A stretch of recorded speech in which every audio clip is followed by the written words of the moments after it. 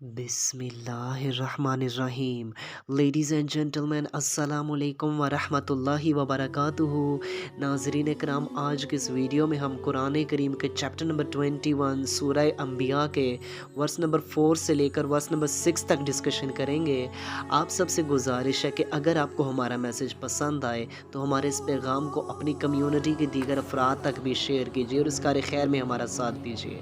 तो आइए बिना टाइम वेस्ट किए अपने आज के इस यूनिक से टॉपिक की जानिब बढ़ते हैं।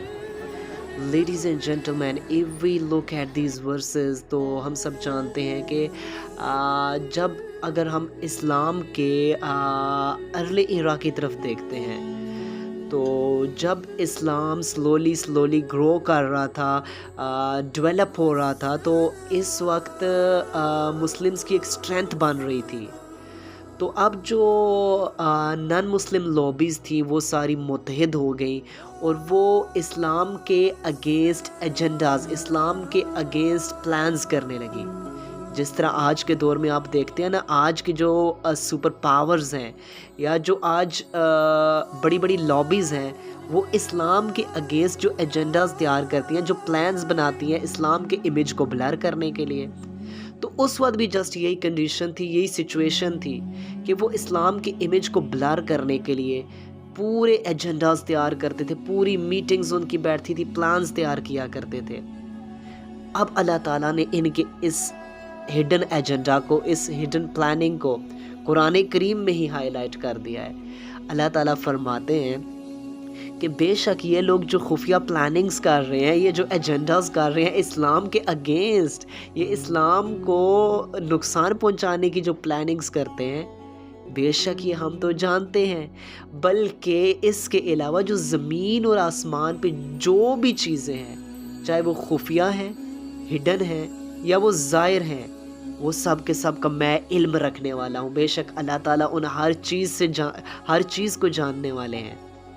अब कुरान करीम ने इनकी इस एजेंडा को क्लियर करके हाईलाइट किया। तो अब जो वो लॉबीज़ थी, वो नॉन मुस्लिम्स थे, डिसबिलीवर्स थे, वो सारी की सारी लॉबीज़ तो परेशान हो गई कि कुरान ने तो उनके हिडन एजेंडाज़ के बारे में वाज़िया डिस्कशन दे दिया है, वाज़िया लोगों को बता दिया है, इसे तो रिवील कर दिया है सारी दुनिया के सामने। तो अब उन्होंने क्या सोचा कि चलो जी, अब हम एक प्लान बनाते हैं, लिहाजा अब हम कुरान के बारे में, प्रॉफिट मोहम्मद अलैहिस्सलाम के बारे में वो ऑब्जेक्शंस रेज़ करेंगे जो लोग सुनकर इस्लाम से दूर होने लगेंगे।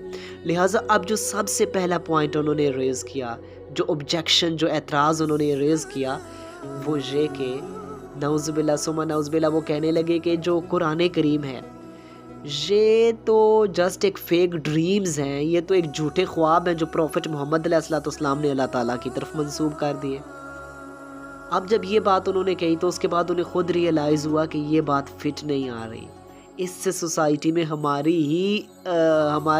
ही असल चेहरा सामने आना है। लिहाजा फिर वो इस पॉइंट से यू टर्न उन्होंने लिया।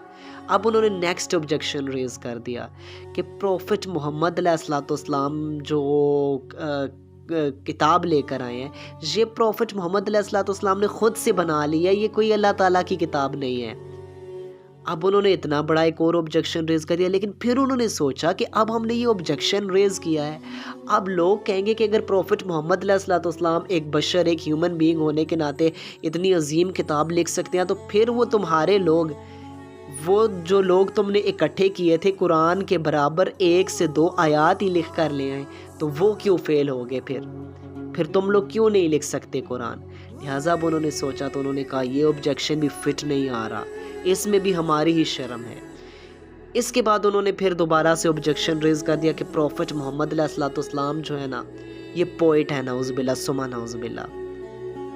इसके बाद उन्होंने सोचा कि ये भी पॉइंट एग्जैक्ट फिट नहीं आ रहा। उसके बाद उन्होंने मज़ीद ऑब्जेक्शंस रेज़ किए और कहा कि अगर ये वाकई ये अल्लाह ताला के प्रॉफिट एंड मैसेंजर हैं, तो हमारे पास कोई निशानी लेकर आ जाएं, जैसे पहले प्रॉफिट्स एंड मैसेंजर्स लेकर आते रहे। हालांकि आप देखते हैं कि प्रॉफिट मोहम्मद अलैहिस्सलाम के बहुत से मिरेकल्स इन्होंने देख लिए थे, लेकिन ईमान नहीं लेकर आए। तो अल्लाह ताला ने फ़ौरन वर्स रिवील की, अल्लाह ताला ने फ़ौरन आयत नाजिल फरमाई और फरमा दिया कि इनसे पहले जो नेशंस गुजर चुकी थी, जो डिसबिलीवर्स थे, وہ بھی یہی کہا کرتے تھے پروفٹس اینڈ میسنجرز کو کہ آپ ہمارے پاس کوئی نشانی لے کر آ جائیں۔ جب ان کے پاس وہ رسول وہ نبی نشانی لے جاتے تھے، اس کے بعد بھی وہ ایمان لے کر نہیں آتے تھے، ان کے سسٹم کو فالو نہیں کرتے تھے، تو لہٰذا وہ سوسائٹیاں ڈسٹرائی کر دی جاتی تھیں۔ تو یہ لوگ کیا ایمان لے کر آئیں گے؟ اتنے میریکلز اتنی نشانیاں دیکھ لینے کے باوجود یہ ایمان نہیں لے کر آ رہے، تو اور یہ کن نشانیوں کی بات کرتے ہیں؟ لہٰذا یہ بھی کسی صورت ایمان لانے والے نہیں ہیں۔